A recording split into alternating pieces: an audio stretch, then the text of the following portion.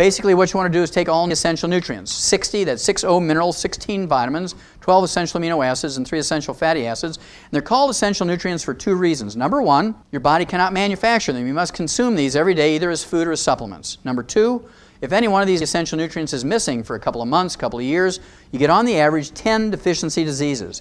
You have everything to gain, nothing to lose by supplementing properly. Well, the medical profession, of course, has this malignant dumb belief that you can get everything you need from your 4 food groups. My favorite article of all time in the press was April 6, 1992, Time magazine, cover article, The Real Power of Vitamins. New research shows it may help fight cancer, heart disease, and the ravages of aging. 6 positive pages. If you haven't read it, I'd urge you to go to a public library, school library, dig it out and read it. There was only one negative sentence, and as you might guess, it was offered by a medical doctor who was actually contacted by the writer of the article, said, what do you think about vitamins and minerals and trace minerals as supplements for human nutrition? Here's what he said, quote, popping vitamins doesn't do you any good, sniffs Dr. Victor Herbert, a professor of medicine at New York City's Mount Sinai Medical School.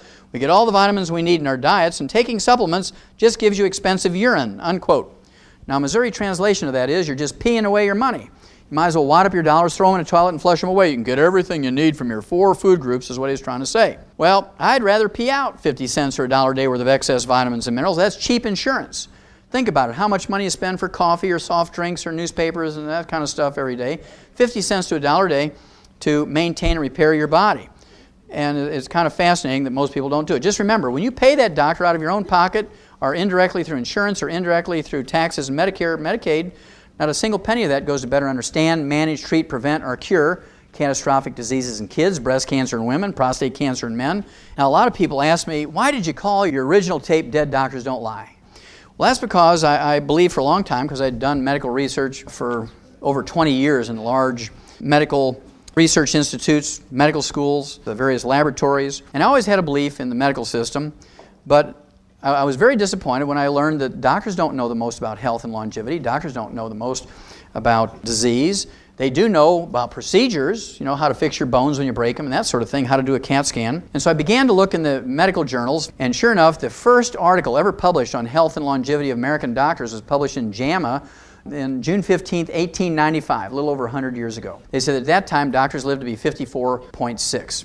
I redid the study 97 years later using the same obituary techniques that they did in JAMA. This was January 20th, 1993, in that particular issue of JAMA, and it turned out the doctors lived to be 57.6. I rounded up to 58 to give them the benefit of the doubt, and doctors just went berserk when I said that. I mean, this was the most outrageous thing that they'd ever heard. My principle is, my premise is that doctors don't live as long as the average couch potato in America. And I purposely put that figure out there at 58 to try and challenge people. Well, doctors immediately looked at all the insurance actuarial charts. They got 250,000 dead doctors. They said, your group's too small. So they looked at 250,000 dead doctors and they say, doctors don't live to be 58, they die at 62. They still don't live to be 75.5 like the average couch potato. We actually reran this again using the entire obituary history for 1996. And for the entire 1996, of all the doctors dying in 1996, with all the medical treatments and drugs and procedures and everything and transplants, doctors in that study lived to be 70. Still 5.5 years short of the average couch potato in America. So they still have never proven that doctors live as long as everybody else, and that's why dead doctors don't lie.